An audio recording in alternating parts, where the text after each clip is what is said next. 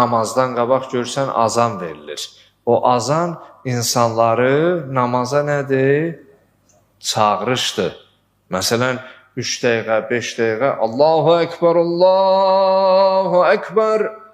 Məsələn, namazın vaxtından qəflətdəydin və yaxud gözləyirdin, elə ki, azan səsi eşitdin, görsən ya namaza hazırlaşırsan, dəstəmazın yoxsa durub bir dəstəmaz alırsan.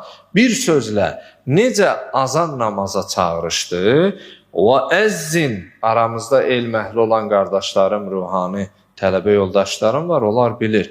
Ərəb dilində bu əzzin təfil babında əzzənə, yüəzzini, müəzzin, əzzin onun əmridir.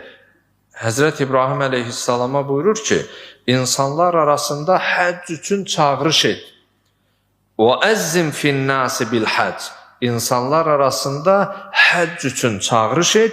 يَأْتُوكَ رِجَالًا وَعَلَى كُلِّ ضَامْرٍ يَأْتِينَ مِنْ كُلِّ فَجٍّ عَمِيقٍ Onlar sənə piyada və minik üzərində uzaq yollar keçərək gələcəklər.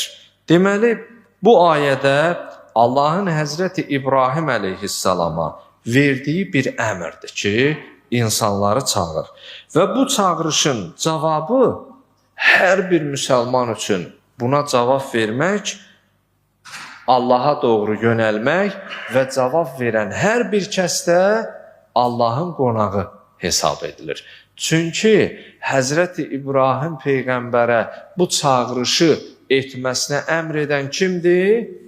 Yenilməz qüvvət, qüdrət sahibi olan Allahımızdır. Yəni, sanki bu həccə dəvəti ki, Allah mütalözə edib və o dəvətə ləbbeyk deyib, onu qəbul edib, təslim olub, Allahın beytinə üz tutanlar Allahın qonağı sayılır.